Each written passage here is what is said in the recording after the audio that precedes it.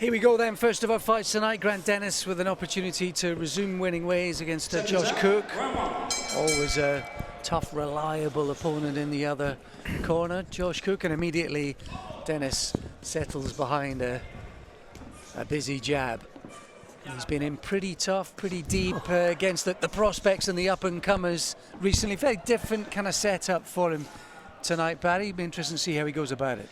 Yeah, let's be honest, Alex, he was due a relatively easier fight, wasn't he? Because, like you said, he's been in with some real top contenders and really good prospects, and he's always had it quite tough throughout his career. With Grant Dennis, this is a fight that he should win, quite comfortable, but still, he's still got to do the job, and it's good to get him back in the ring, get those rounds under his belt, get that that W in the column, and then he can move back on from there. Always a good time, I think, for fighters, for boxers, just before Christmas, Barry. It's a unique time of year, isn't it, for having to dedicate yourself to the sport while all of that kind of social is ongoing around you. When you're a boxer, you're self-employed, and like anyone who's self-employed, to have that guaranteed money in the bank, whether it comes before Christmas or just after, these guys will surely get paid tonight, then it's a real bonus. Just know you can relax for the holiday, enjoy yourself, and more importantly, the bills are paid, and then you haven't got to worry about work until next year. Like the way that Dennis has started this is a business-like, positive approach from him. And he's just taking a different angle, isn't he? When he throws the shots, he's just stepping around to the right, just taking away that right hand there of Cook and allowing him just to work away also. It would have been quite easy to come in tonight just thinking, right, this is a fight I should win, will win, and maybe not come in with the right kind of mindset, but he's been positive, quite aggressive right from the start. He's finding a few angles for those shots. Lovely little left hand there as he dipped down to his right. The jab's been good.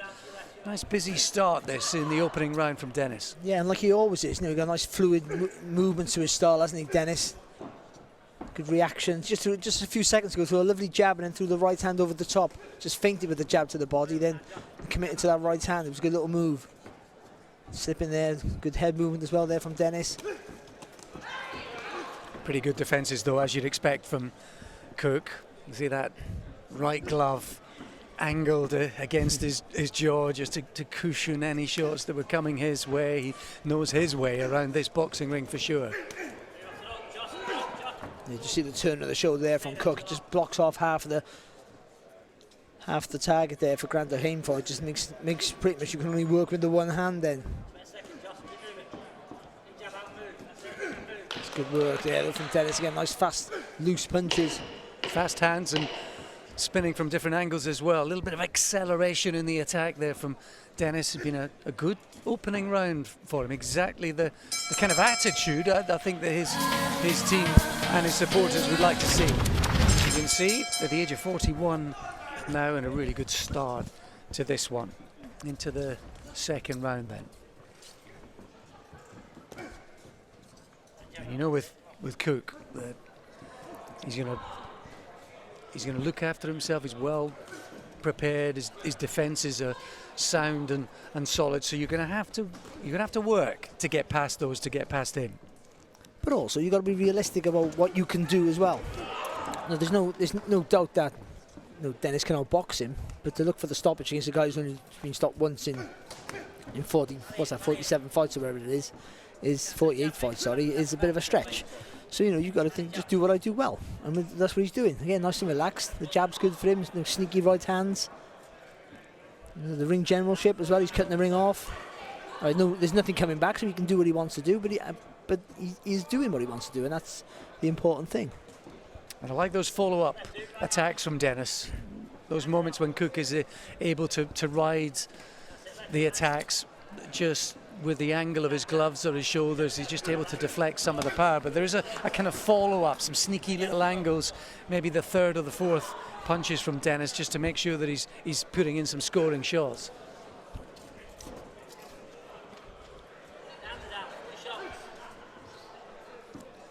And also, these are the fights where you get a chance to practice the things you've been doing in the gym, things that you might not want to risk in a real competitive fight, which, let's be honest, Dennis is almost always in competitive fights against guys who are maybe favoured to win. And even when he gets to win, that's the sort of fight that he's always been, never afraid of a challenge. But in fights like this, he can practice a few things and enjoy himself a little bit. And just in a general sense, Barry, a fighter who's around 40, who's struggled a bit against the prospects recently. What's the mindset, just in general terms, for someone, say, at this stage of his career? Is it you hope for one opportunity, maybe say like the super middleweight tourney that's on tonight, you just hope for an opportunity, you keep taking over, maybe win, and hope you get one last chance? What's the mindset? I think it is pretty much that, because he's been at the stage where maybe he could have slipped into being a journeyman and got more work, because he's a clever fighter who could be very, very protective, defensively sound if he wanted to be. But he didn't want to do that, and I admire that. I don't belittle people or begrudge him for wanting to be a journeyman. That you choose your own path. But he wants to be in competitive fights. He wants to always try to win fights. So there is that. I think he just hopes he maybe gets a shot at another sort of title, whatever it is, from regional to English to British, whatever it may be. A Masters title, whatever there is around, he'll take what he can get. But I think he'd just like to get one over the line, and that would be enough for him, maybe. And also, while he can still earn and he's fit and he's ready, and boxing's, as we know, one of the most addictive drugs you can do and you can find. So, you want to be involved in it continuously. British-based fighter who represented the Philippines in tournaments worldwide. He makes his awaited professional debut in the other semi-final of that against Ryan Maycock. That's coming up in just a few fights' time. Really looking forward to seeing Marvin and what he can do. Back to business here as we move into the third.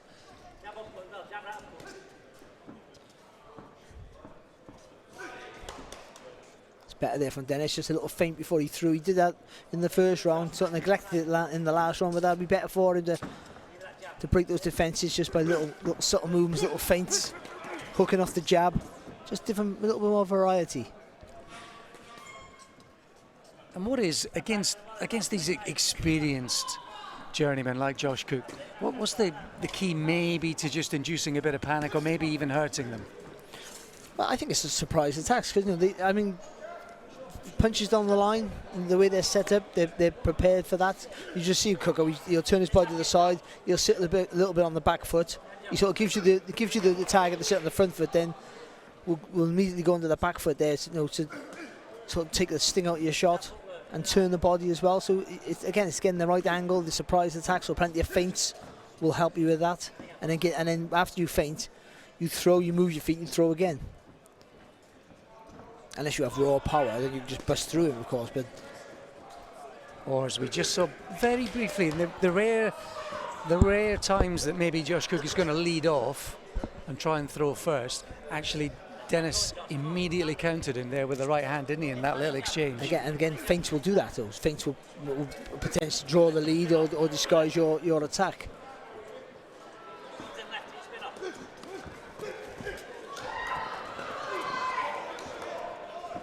Good jab again there from Dennis.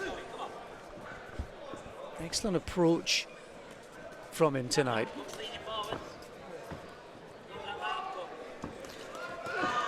Just dropping the hands there, just trying to maybe again encourage Cook to let his hands go.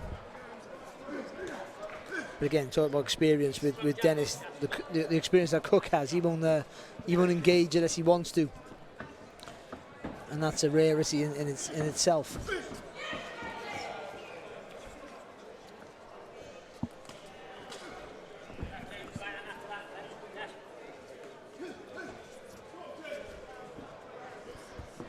Cook manages to wriggle away from that exchange. Towards the end of this third, approaching halfway.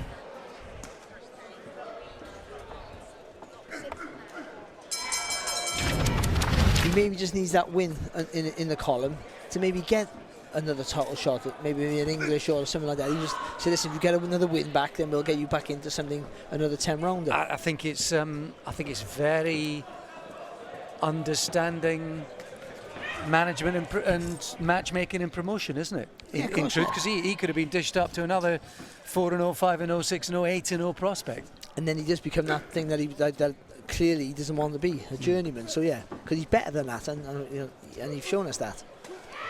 So I think that's probably what it is. He gets the win, and we'll see him out sometime early next year in some sort of a eliminator or title shot of whatever level that is. Who knows? But it'll be something of that 10-round distance, I think. That was a lovely shot. That was a lovely shot. There was a feint, then he just dipped, avoided the the jab of Josh Cook, and then he whipped over a looping right hand. That was a lovely little cameo there from Grant Dennis. That's lovely again, isn't it? There, just a little pause for us through that right hand. And that's very important, that is, and that's good for any young prospects watching about not rushing your work. That's the perfect example there. What Dennis did, he threw a 1-2. There was speed in both shots, but there was a little pause between the one shot and the next, and that just made sure he hit the target clean.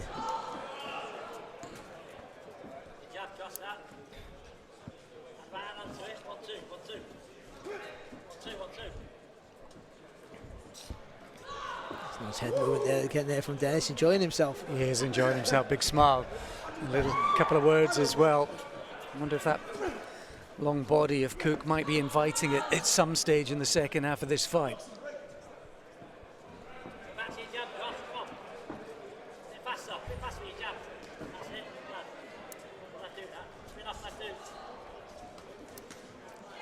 Again there, good on the clinch there again, Dennis. Again, there's nothing on the shots, but they're nice, fast, clean shots. There's some oohs and ahs from the crowd. I think they enjoyed that little counter uppercut that came in with the left hand there from Dennis, who's on his toes, looking sharp and fast and thoroughly enjoying himself. And as Barry said, an opportunity tonight to go through the repertoire, to try a few things.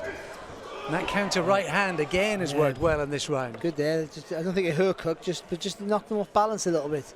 The surprise of the shot there from Dennis. And again, he's been able to express himself, haven't he, tonight? And that's been good. It's been good to see. The defensive angles of Cook are really clever, aren't they? He makes the target is a very slight one. Well, he sets his stall up, doesn't give you much, and then as you try and be more offensive, he just takes it away more and more, so he gives you no target to hit at all. But the footwork of Dennis have been good, finding the angles. Good round for him. Good round for him. That's nice little 4-rounder to get under his belt. Yeah, very much so. Ladies and gentlemen, after 4 rounds of boxing, we go to the referee scorecard. Referee John Latham scores the bout 40-36. And your winner, Grant the Go-Getter Dennis.